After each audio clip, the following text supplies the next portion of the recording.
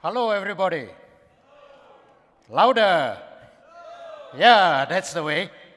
Well, I'm going to give a quick speech on culture and then a reminder on compliance. So, first of all, some charts on trust. Okay, how many of you all trust NetLeaders? Put your hands up. That's a good number. How many don't trust NetLeaders? Nobody. Oh, that's an improvement. So we are improving. Okay, I'm going to touch briefly on the idea of an economic exchange. As you can see, the red guy and the white guy, they discuss some business, and it could be a government contract, or it could even be just purchasing a newspaper at the newspaper vendor. And those are classified as economic exchange. And let's take the simple example. If you go down to the corner news vendor and you purchase a newspaper, there is a certain amount of trust involved. For example, do you take the newspaper first, or do you hand over the money first? There's an implicit trust involved in all transactions, and that's what I'm going to discuss. So, what drives a trust in an economic exchange? And by the way, when you sell a license, whether it's a €100 license or a 25,000 euros license, there is some degree of trust involved. So the first thing is competency. By competency, we mean the product as well as the advocate. When I say product, the customer or the prospect on the other side will be thinking, does it work? Am I going to be ripped off? Can I trust this product? And the advocate would have to be competent enough to explain exactly what is involved and why that product performs. We all know it performs, so we have got an easy job. But the thing is, trust is involved. Other than that, they also measure how honest you are. Whether you are an ethical person and whether you are an honest person. If you are, then they can trust you with their money. And then there is also benevolence, whether you have their interests at heart. You can be the most honest person, but when you are sitting across from the prospect, the only person that you're interested in is yourself. Nobody is going to hand over their money to you. And finally, how dependable you are and how dependable the product is. Whether it works, whether you'll be there for them, and whether you will serve them when they need you. So all these are trust drivers. And the point I'm getting at is, in everything that you do and in your everyday sales, there are lists of things that you have to follow and a list of things that the company does not want advocates to do. So what are the do's? You have to be ethical and dependable. You have to be honest. Otherwise, the company will not trust you with the product to be out in the field. And like we have put in the code of ethics, identify yourself and your purpose. And adhere to our marketing plan. NetLeaders have got a wonderful marketing plan. In fact, it almost sells by itself. Do you all agree? Yes. Yeah, thank you. Yeah, so don't enhance it. follow our marketing plan. Do not deviate from the marketing plan. And direct people to our official website, because everything there explains about the product in great detail. Use our latest reference materials. Some people are still posting materials that are a year old, and things are moving so fast. Like today, we heard from the founders all the new and exciting things that are coming up. So use the latest materials in the back office. James and Ed have done a great job in producing marketing materials. Use them.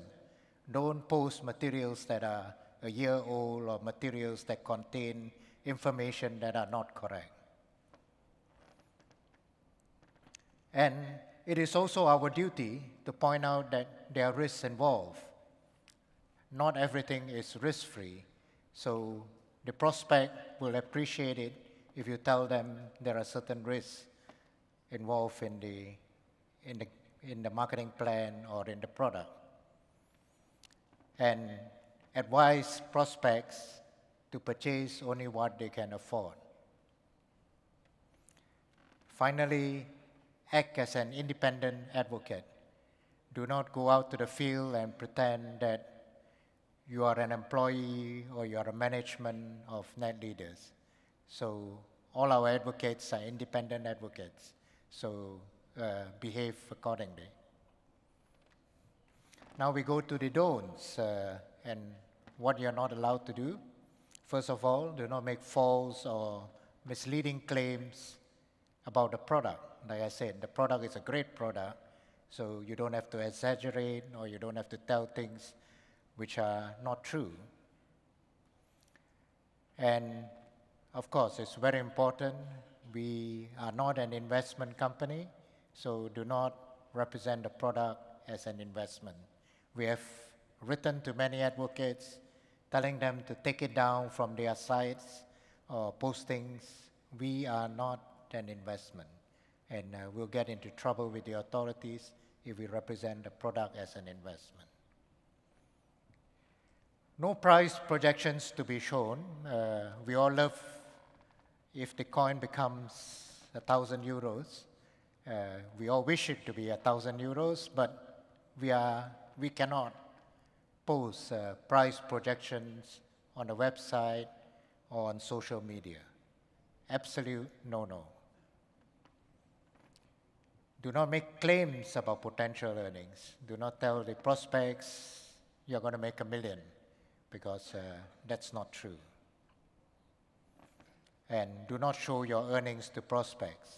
Every one of you is very good, but each person markets it according to their own way, and each person earns money according to the effort that they put in.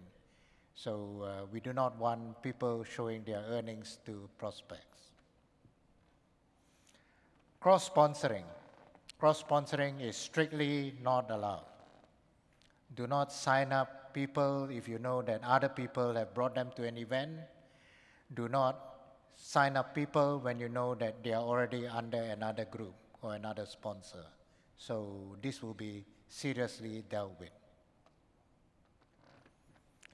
Of course, do not disparage others. Sometimes in the market, things can get very competitive. We don't want you to talk bad about other leaders or about other advocates or about other products.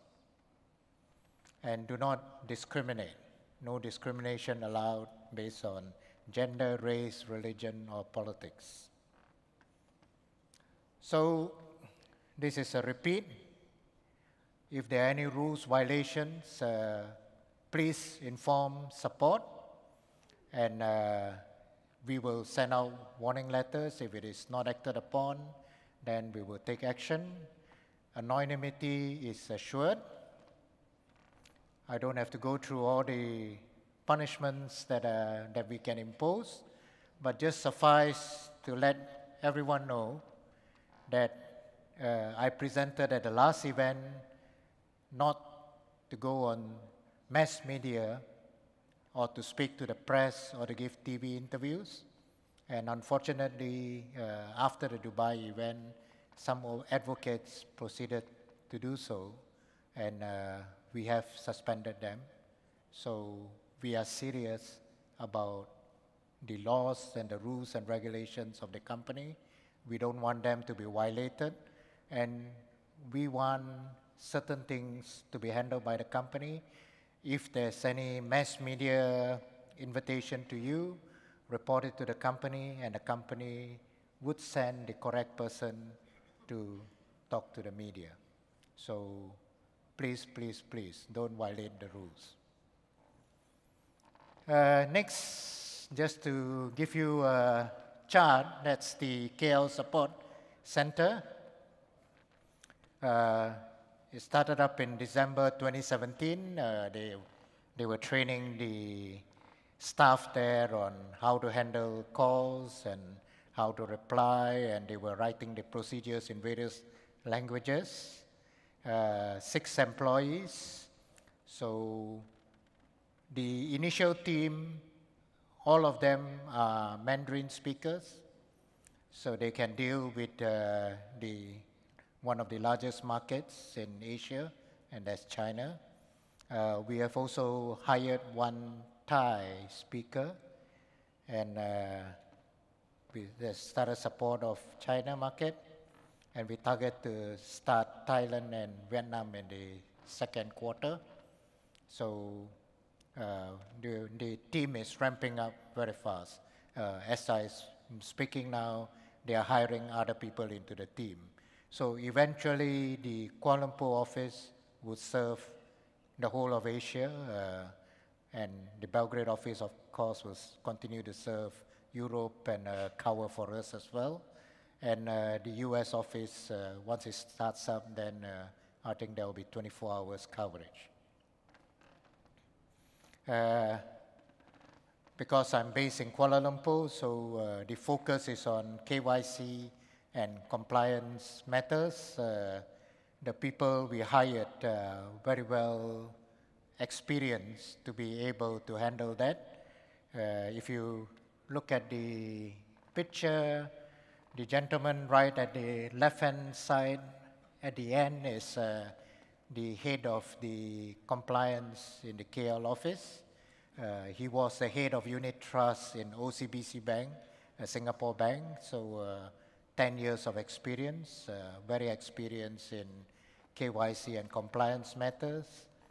And next to him, in front of him rather, is Stephen, and he's the team lead, and he has again had about 8 years of experience with Citibank. He was the Citibank sales manager, one of the top sales people in Citibank. So we have got a very good team, and they have also told me that while they were doing the covering China, they found out that some of the leaders were using their own emails, one email, and then signing up all the advocates under that one email. So that's not following our KYC procedure. And it wouldn't be so bad if those leaders were to tell support to change the email immediately after, but they didn't do that, and they left it to the licensees to contact support office to change the emails. That is a huge no-no. We will not entertain any third-party requests for a change of email, because that can lead to fraud, that can lead to avoidance of the KYC procedures. So we have sent emails to all the leaders asking them for a list of all their licensees and advocates who have signed up using the group email, and we will change it, but we will send out then emails to both parties to make sure that it is agreeable and that there are no wrongly allocated accounts. So please, please, please, don't ever sign up people under a common email, and if you do, make sure you inform support to change it immediately. Do not wait for a long time. As in China, it's led to hundreds and hundreds of advocates who are now under just one common email. And of course, that means they cannot get a web wallet and they cannot trade on the exchange. So absolutely, this is a no-no. Okay. Trust takes a long time to build, sometimes years. But it only takes a few seconds to break and forever to repair. So make sure that every one of you conduct your business ethically and following all the do's and don'ts that we have listed out today. It is not for no good reason that we have gone through the pain of coming up with a code of conduct. So it's up to every one of you to live up to it, because like what was presented today, it only depends on the weakest link. If one of you breaks that trust, then it snowballs and everyone knows about it. Dustcoin is the currency of trust, so I am sure all of you would behave well and behave accordingly in the field. So that's it. Thank you.